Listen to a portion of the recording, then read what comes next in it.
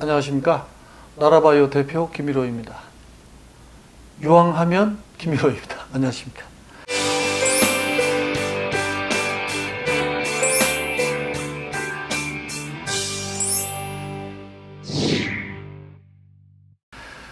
요즘 모두싹 때문에 말도 많고 몸살들 앓고 계시는 걸로 알고 있습니다. 개발한 저도 이렇게 모두싹이 빨리 확산이 되어서 공장이 제 기능을 못할 정도로 발주량이 많을 줄은 저도 생각지도 못했습니다. 다시 한번 우리 모두싹을 사랑해 주시는 여러분들한테 감사드립니다. 그런데 그 많은 모두싹이 나가서 예를 들어서 비닐하우스에서 사용했을 때 철제를 부식하는 건 아니냐. 유황이니까. 지금까지 보면 유황을 사용한 하우스나 비가림, 포도 여러 가지 시설을 들여서 산화를 시키기 때문에 철사도 끊어지고 파이프가 부식해서 주지 않는다. 이걸 과연 써도 괜찮겠느냐라고 하시는 분들이 많습니다. NaOH, 가성가리에 용해한 황이 아닌 자연 그대로 나노기계로 미세 가공을 하고 유용 미생물에 대사시켜서 만든 모두싹은 철제를 부식시키고 있는 특별한 요인이 없습니다.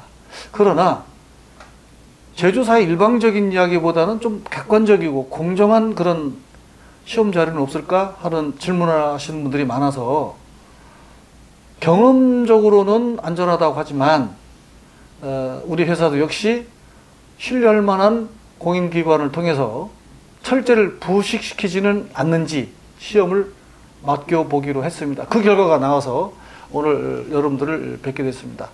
자, 오늘은 이와 같이 우리 모두싹이 철제 부식에 미치는 영향에 대해서 설명을 드리겠지만 이제 이곳에서 하나씩 사용법, 주의사항, 혼용관계 그리고 실패 사례와 성공 사례를 가감없이 전달해 드려서 여러분들이 항상 한국농수산TV에서 모두싹 관련과 관련된 동영상만 보시면 누구한테 일일이 물어보지 않아도 농사에 도움이 되실 것으로 생각합니다.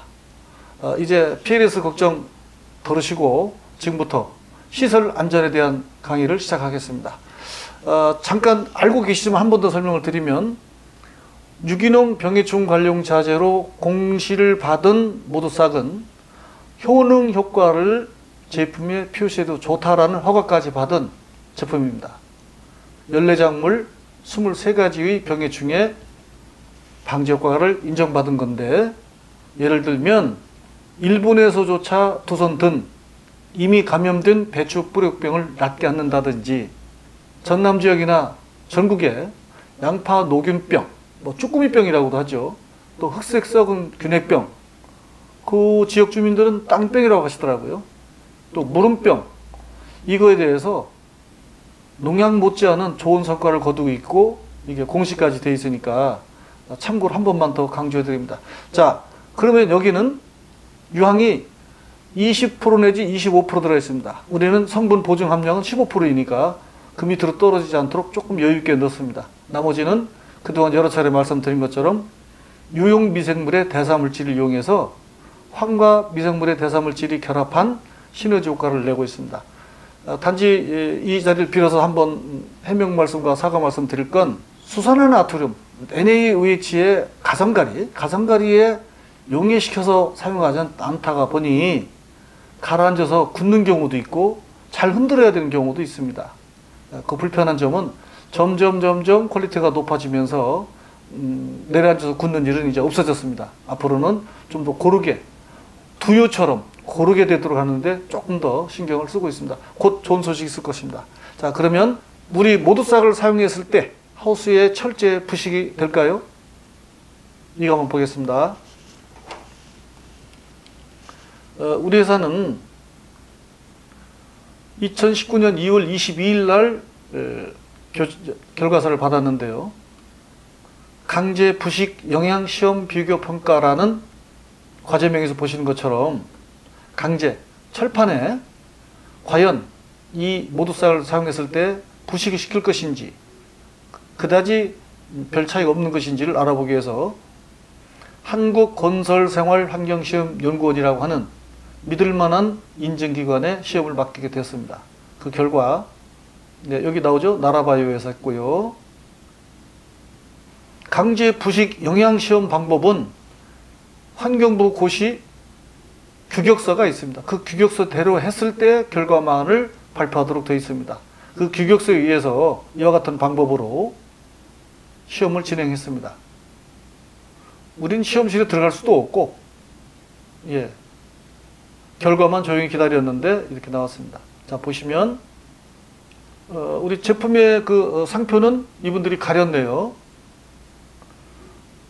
왼쪽에 NP, 오른쪽에 SP. 이렇게 한번 보시면 정제소와 시험 용액을 넣습니다. 강제 부식을 해보는 겁니다.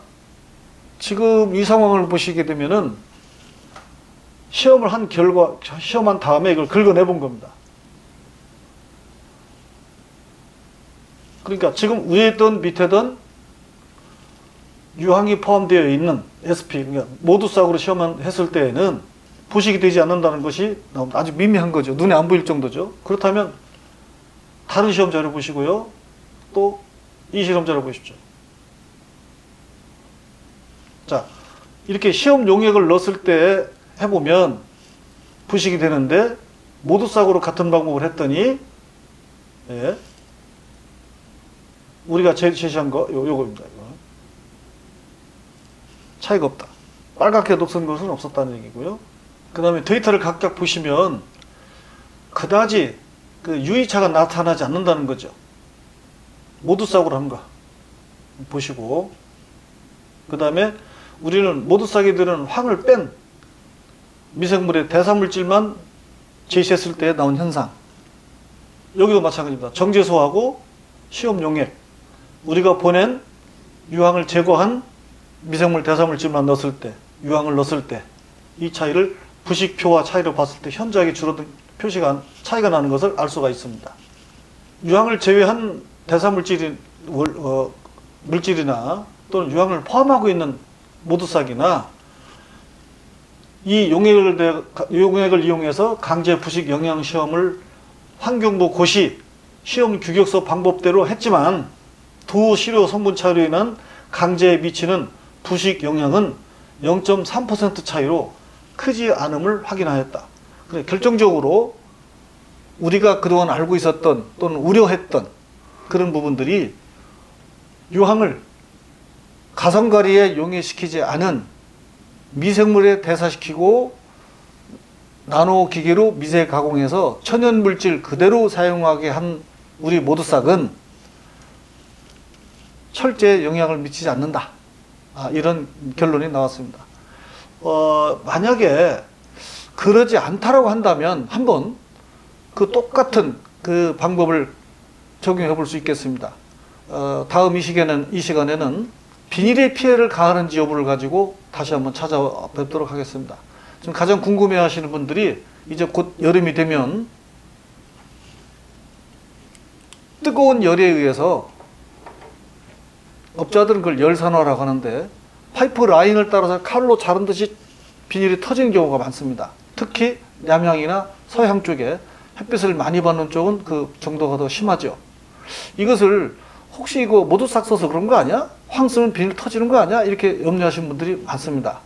현장을 여러 번 다녀봤지만 그것은 소위 업자들이 말하는 열산화 현상이지 황이 묻어 있어서 그렇게 피해가 오지 않습니다. 이 부분을 실증 실험 사례와 또 현장 사진을 통해서 다음 이 시간에는 모두싹이 비닐에 영향을 미치는지 다시 한번 설명해 드리도록 하겠습니다. Here we go.